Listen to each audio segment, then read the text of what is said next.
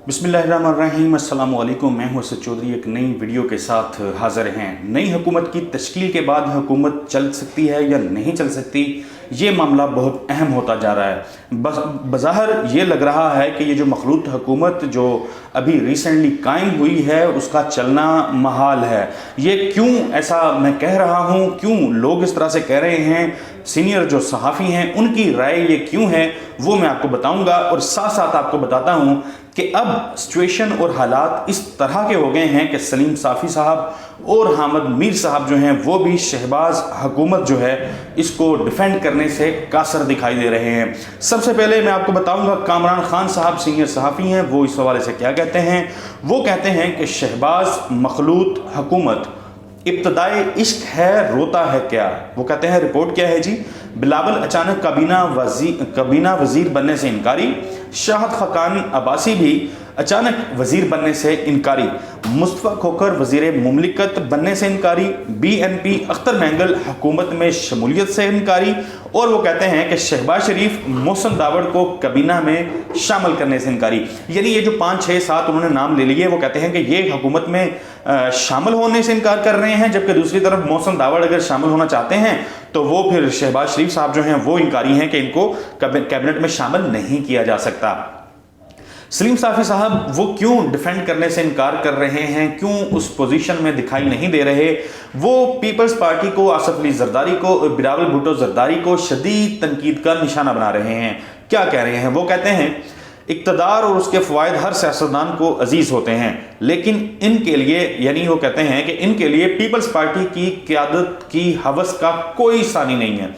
वो कहते हैं बिलावल ये झूठा तासुर दे रहे हैं कि वो तहादियों की खातिर लंदन जा रहे हैं, हालांकि वो पंजाब गवर्नरशिप और वहाँ ज़्यादा वजारतों की भीख मांगने और जरदारी को सदर बनाने का मनसूबा बनाने जा रहे हैं।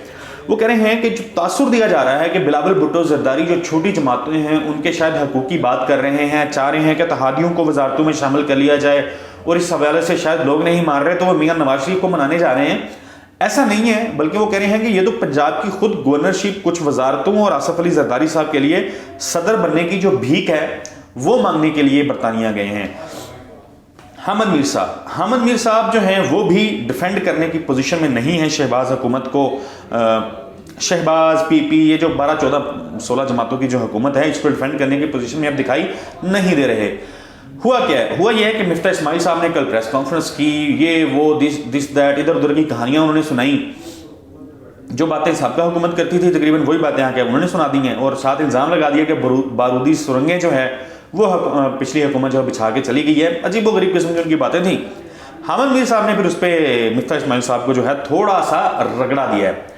वो कहते हैं कि जनाब मिफ्ता साहब, हम सब जानते हैं कि मईशत की हालत बहुत बुरी है, आपको भी सब पता था, इसके बावजूद आप तहरीके अदम एतमाद लाए और मईशत बर्बाद करने वालों को हटाया। अब हमें तबाही की कहानी मत सुनाएं, ये बताएं कि आप इस मईशत को कैसे और कितने अरसे में संवारेंगे। अवाम को रिलीफ चाहिए, कहानियां नहीं चाहिए। ये सूरत हाल है जो मैं आपको कह रहा था कि ये भी डिफेंड करने से जो है इनकारी हो गए हैं। खैर, टाइम ज़ाया किए, आगे बढ़ता हूं, आपको बताता हूं कि सदीक जान क्या कह रहे हैं इस सूरत हाल पे।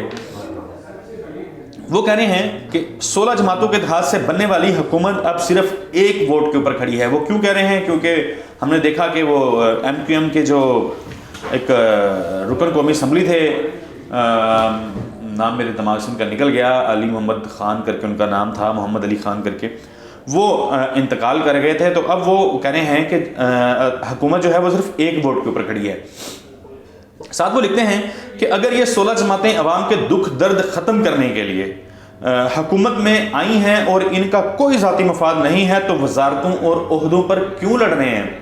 वो कहते हैं पूरी कौम देख ले, ये पेट्रोल, डीजल, बिजली, गैस और साथ आटा, चीनी सस्ती करने नहीं, माल पानी बनाने वाले ओहदों की तकसीम पर आपस में लड़ पड़े हैं।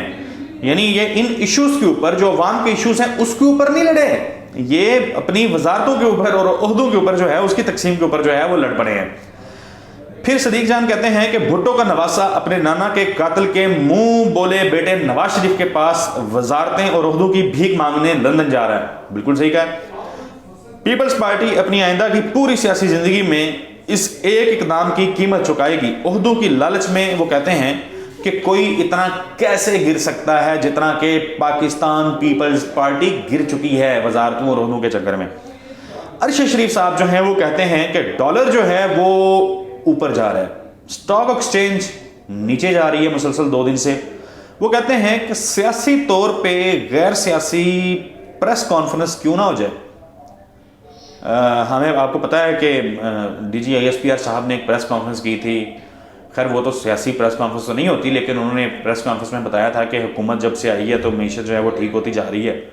تو ارشد شریف صاحب کہہ رہے ہیں کہ اب کوئی اس کے اوپر جو سیاسی طور پہ کوئی غیر سیاسی پریس کانفرنس اس پہ بھی ہونی چاہیے کہ ڈالر جو ہے وہ اوپر جائی جا رہا ہے، مہنگا ہوئی جا رہا ہے، سٹاک مارکیٹ جو ہے وہ نیچے گری جا رہی ہے۔ تو یہی جو ڈالر کا معاملہ ہے، یہی معاملہ اٹھایا ہے عدیل وڑائچ صاحب نے۔ وہ کہتے ہیں کہ ڈالر بڑھ رہا ہے، سٹاک مارکیٹ گر رہی ہے، اب ذمہ داری کس پہ ڈالنی ہے۔ پھر ساتھ انہوں نے لکھا کہ صحت کارڈ معطل ہو گیا ہے، عوام کا علاج جو ہے وہ شروع ہو گیا ہے۔ پچھلی حکومت کے کوئی کارنامے اچھے ہوں یا نہ ہوں، ایک کارنامہ ہے جو میں سمجھتا ہوں کہ بڑا شاندار اور بڑا جاندار تھا، وہ تھا صحت کارڈ۔ صحت کارڈ جو ہے اب اس کے اوپر ہسپتالوں نے علاج کرنا بند کر دیا ہے، اسپتال جو ہیں وہ اس میں علاج ہی نہیں کر رہے اب لوگوں کا۔ تو نئے نویلے جو وزیر اعظم ہیں ان کو چاہیے کہ اس کا نوٹس لیں اور یہ جو صحت کارڈ کا معاملہ ہے اس کو اسی طرح سے جاری رکھیں، کیونکہ اگر آپ صحت کارڈ کو بند کریں گے نا تو پھر عوام آپ کو ووٹ نہیں دے گی، کیونکہ عوام کو اچھی صحت چاہیے، عوام کو صحت کے مسائل حل کر، پہلی دفعہ لوگوں کو جو ہے وہ صحت کے جو مسائل ہیں وہ حل کرنے میں مدد مل رہی ہے۔ اچھے مہنگے پرائیویٹ ہسپتالوں میں بھی جا کے لوگ علاج کروانے کے قابل ہوئے ہیں۔ تو شہباز شریف صاحب جو ہیں وہ اگر اس منصوبے کو بند کریں گے تو وہ ان کو عوام ووٹ نہیں دے گی۔ عمران ریاض کہتے ہیں کہ آپریشن رجیم چینج کے کچھ کردار عوامی رد عمل اور عمران خان کی بڑھتی تحریک سے خائف ہیں اور اب اس سارے عمل کو انا کا مسئلہ بنا کر ایک بڑی چال تیار کر رہے ہیں۔ اگلے چند دن بعد تناؤ بھرے اور فیصلہ کن ہوں گے۔ امپورٹڈ حکومت نامنظور، آگے انہوں نے ٹرینڈ ڈالا ہوا تھا، یعنی وہ کہہ رہے ہیں کہ عمران خان کے خلاف اب چال اختیار ہو رہی ہے۔ امپورٹڈ خط والا معاملہ بھی ہمیں پتا ہے کہ وہ بھی ابھی چلنا ہے، توشہ خانہ کے معاملات بھی چلنے ہیں۔ تو وہ کہتے ہیں، عمران خان صاحب کہتے ہیں کہ اگلے چند دن جو ہیں وہ بڑے تناؤ بھرے اور فیصلہ کن ہوں گے۔ پھر وہ ایک اور جگہ پہ لکھتے ہیں کہ امپورٹڈ وزیر اعظم کا خط سے جڑے کرداروں پر شدید دباؤ۔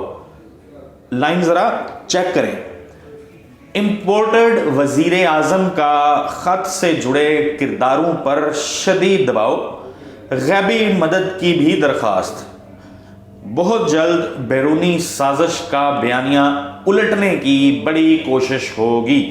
کوشش کرنا شہباز شریف صاحب کا حق ہے، لیکن یہ سازش اس سازش کو اب آپ نل اینڈ وائڈ نہیں کر سکتے، کیونکہ پاکستان کا بچہ جانتا ہے کہ ایک لیٹر آیا بیرون ملک سے اور اس میں لکھا ہوا تھا کہ عمران خان کی حکومت کو گھر نہ بھیجا گیا، عدم اعتماد کی تحریک کامیاب نہ ہوئی تو اس کے بڑے سنگین کانسیکوینسز ہوں گے۔ اگر عمران خان گھر چلے گئے تو پھر یہ نہیں لکھا تھا کہ کوئی آئے گا، بلکہ لکھا تھا اگر عمران خان گھر چلے گئے تو پھر معاملہ ٹھیک ہو جائیں گے اور ہم آپ کو معاف کر دیں گے۔ اسی کے اوپر عمران خان نے کہا تھا کہ امریکہ ہوتا کون ہے ہمیں معاف کرنے والا۔ تو اب اس معاملے کو لے کر کے آپ جتنی مرضی کہانیاں کریں، جتنے مرضی جو ہے آپ اس کو مینیپولیٹ کرنے کی کوشش کریں، لوگوں سے سٹیٹمنٹ دلوائیں، بیان دلوائیں، کچھ الٹے لٹک جائیں، کچھ نہیں ہونے والا۔ وہ جو عوام بچہ پاکستان کا سمجھ چکا ہے کہ لیٹر آیا تھا، غیر ملکی مداخلت ہوئی تھی، جیسا کہ قومی سلامتی کمیٹی کے اعلامیے میں بتایا گیا، پھر ڈیمارچ جس طرح کیا گیا، رد عمل دینے کا فیصلہ کیا گیا۔ تو اب آپ آگے کہانی سنائیں گے نا اگر عوام کو کہ کچھ نہیں تھا جی، یہ تو ایسا ہی تھا، ویسے تھا، یہ تھا، وہ تھا، تو عوام آپ کو پھر۔ عارف حمید بھٹی صاحب جو ہیں وہ کہتے ہیں پاکستان مافیاز کے لیے محفوظ ترین ملک ہے، یہاں جعلساز، دھوکہ بازوں، فراڈیوں، ظالموں، کرپشن کرنے والوں کے سامنے قانون نہ صرف بے بس ہے بلکہ ان کے خلاف انصاف لینے کی کوشش بھی جرم ہے۔ صحیح کہہ رہے ہیں عارف حمید بھٹی صاحب، تمام کرمنلز ہم نے دیکھا، جو 35-40 کی کیبنٹ بنی ہے اس میں کوئی 2 درجن سے زائد جو ہیں وہ لوگ ہیں جو بیل لے کے، جو ضمانتوں کے اوپر جو ہیں وہ وزیر بن رہے ہیں۔ یہ یہ طریقہ ہے جو یہ پاکستان کو، پاکستان کے نام کو، پاکستان کی عوام کو جو شرمندہ کر رہے ہیں، ان کو چپیڑے مار رہے ہیں کہ یہ تمہاری اوقات ہے، تمہارے اوپر انہی لوگوں کو مسلط کریں گے، انہی ڈرامے بازوں کو، انہی کرپٹ لوگوں کو جن کے اوپر بڑے بڑے کیسز ہیں، جنہوں نے اس ملک کو نوچا ہے، لوٹا ہے، ان کو مسلط کریں گے۔ اور یہ چیلنج دیا ہے انہوں نے عوام کو کہ ہم مسلط کریں گے، آپ ان کو اتار کے دکھائیں۔ انہوں نے مسلط کیا ہے تمام دھوکہ باز، فراڈیے، کرپشن خور، ظالم، ثانیہ ماڈل ٹاؤن میں سرے عام لوگوں کو، عورتوں کے منہ میں 14 جو گولیاں مارنے والے حاملہ خواتین کو، وہ لوگ جو ہیں وہ حکومت میں آئے ہیں۔ بالکل عارف حمید بھٹی صاحب جو ہیں وہ غلط نہیں کہہ رہے، وہ بالکل ٹھیک کہہ رہے ہیں۔ آخر پہ وہ لکھتے ہیں کہ امپورٹر حکومت نامنظور کو بچانے کے لیے غیر ملکیوں کے ساتھ ملک کے لوگ بھی تو شامل ہیں۔ جب تک جرائم پیشہ افراد کو پشت پناہی اور مدد ملتی رہے گی، نہ امن ہوگا، نہ انصاف ہوگا۔ امن اور انصاف کی تلاش تو بڑے عرصے سے جاری ہے، اور غیر ملکیوں کی مدد کرتے کرتے ہم نے اپنے پاکستان کا، اپنے پیارے پاکستان کا کتنا نقصان کیا ہے۔